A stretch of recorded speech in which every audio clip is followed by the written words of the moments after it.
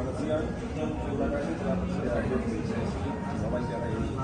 Saya ingin membahas mengenai penerapan etika bisnis dan kultural dan bawang yang Bapak konsumennya. Apa pandangan Bapak mengenai hal tersebut? Selamat siang juga, terima kasih atas kesempatan wawancara ini. Saya sangat menghargai pentingnya penerapan etika bisnis dan kultural khusus di perusahaan bawang yang saya konsumsi. Sebagai konsumen, saya percaya bahwa perusahaan harus bertanggung jawab secara sosial dan lingkungan, serta harus memperhatikan dampak kegiatan bisnisnya terhadap masyarakat sekitar.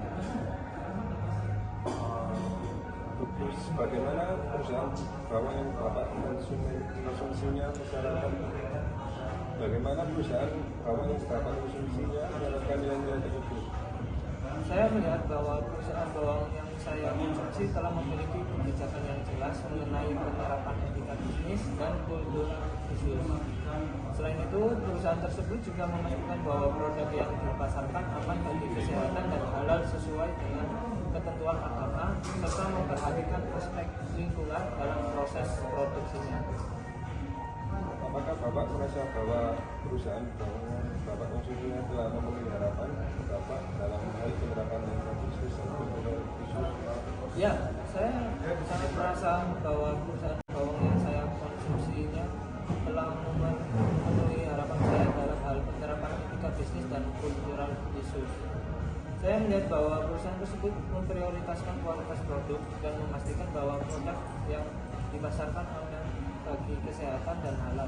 Selain itu, saya juga melihat bahwa perusahaan tersebut memperhatikan aspek lingkungan dalam proses produksinya dan melakukan kegiatan sosial yang bermanfaat bagi masyarakat sekitar.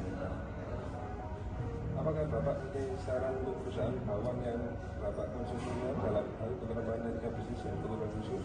Saya berharap perusahaan bawang yang saya konsumsinya dapat terus memperhatikan penerapan etika bisnis dan kultural khusus secara konsisten dan transparan. Saya juga berharap perusahaan tersebut dapat memperkuat hubungan dengan para pemangku kepentingan, termasuk konsumen, dengan mengedepankan integritas dan tanggung jawab sosial yang tinggi. Hal ini dapat memperkuat citra perusahaan dan meningkatkan kepercayaan konsumen terhadap produk dan merek perusahaan. Sekian, terima kasih. Selanjutnya itu saya akan mewawancarai dari marketing dari Niaga Jaya. Dan saya sudah bersama Bapak Zaki, dan Bapak Zaki adalah marketing dari UD Niaga Jaya, yang dimana UD Niaga Jaya dan perusahaan yang memfokuskan pada bawang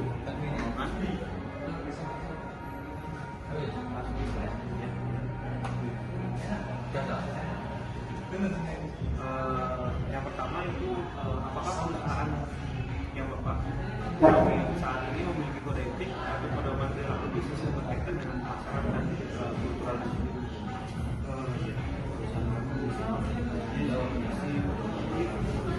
Selamat siang Pak, terutama yang produksi dan kami ini memastikan semua inisiatif dan pemasaran yang diambil oleh dan selalu kalau begitu bisa Bapak berikan contoh etika bisnis yang berkaitan dengan kultural issues dan kegiatan produksi pemasaran bawang dan kami untuk kami tidak ada simbol sensitif secara agama kepada masyarakat. Kami juga sangat hati-hati menggunakan strategi penjualan dari sisi atau kami juga memberikan klaim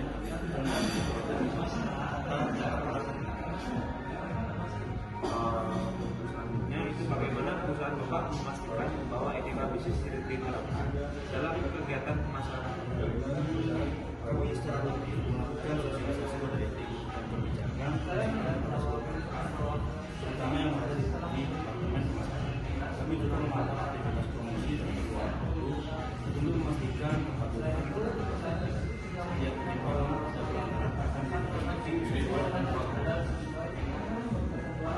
Mungkin pertanyaan dari saya itu adalah saya ada salah satu. Oke, selamat sore dengan Bapak Galram. Nah, oke, dengan Bapak Galram, terima kasih sudah bersedia hadir di sesi wawancara ini. Saya ingin membahas mengenai penerapan etika bisnis dan cultural issues di perusahaan bawang yang Bapak Galram pegang sahamnya. Apakah pandangan Bapak Ibu mengenai hal tersebut?